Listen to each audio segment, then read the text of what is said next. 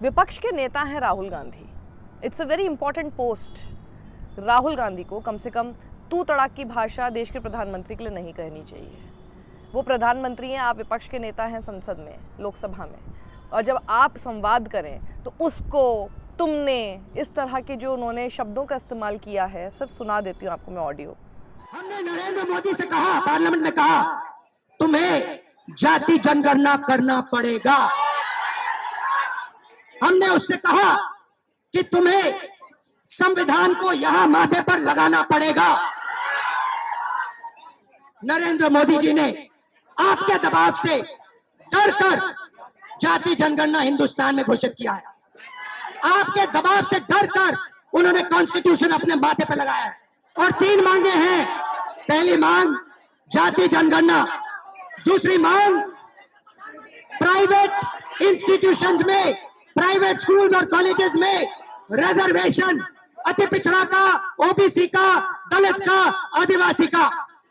तीसरी बात SC ST सब प्लान, जो आपका पैसा है, जो आपको नहीं दिया जाता है, आपको वो दिया जाना चाहिए।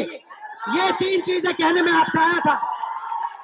आप एक बात समझिए, बिहार की पुलिस ने अभी मुझे रोकने की कोशिश की, रोक नहीं पाई।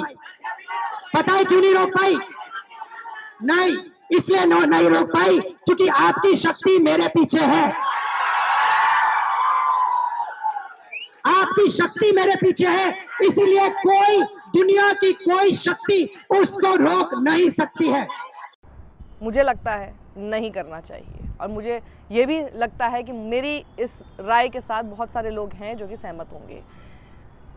हो सकता है यहाँ पर आके कई लोग जो कि कांग्रेस के समर्थक होंगे कुछ ना कुछ गालियाँ दें या फिर आकर बोलें कि वो जो कहते हैं वो कुछ भी कहें। नहीं, वो जो कहते हैं वो नहीं चलता है। और जब नरेंद्र मोदी किसी भी ऐसी भाषा का इस्तेमाल करते हैं, उनका क्रिटिसिज्म मैं करती हूँ, हम ज़रूर करते हैं। तो इसका मतलब ये नहीं है कि क्योंकि वो करते हैं तो वो चलता है इसलिए दूसरा आदमी भी करे, फिर आपका भी क्रिटिसिज्म होगा, फिर आप क्रिटिसिज्म से दूर नहीं रह सकते। आपको अपनी उस भाषा की मर्यादा को बनाकर रखना पड़ेगा। उम्र में भी उनसे बड़े हैं। मैं विपक्ष की नेता नहीं हूँ, ठीक है। विपक्ष के नेता राहुल गांधी हैं। राहुल गांधी उसी लोकसभा में सामने बैठते हैं नरेंद्र मोदी के। एक ग्रेसफुल संवाद आपस में एक दूसरे के लिए होना आवश्यक है।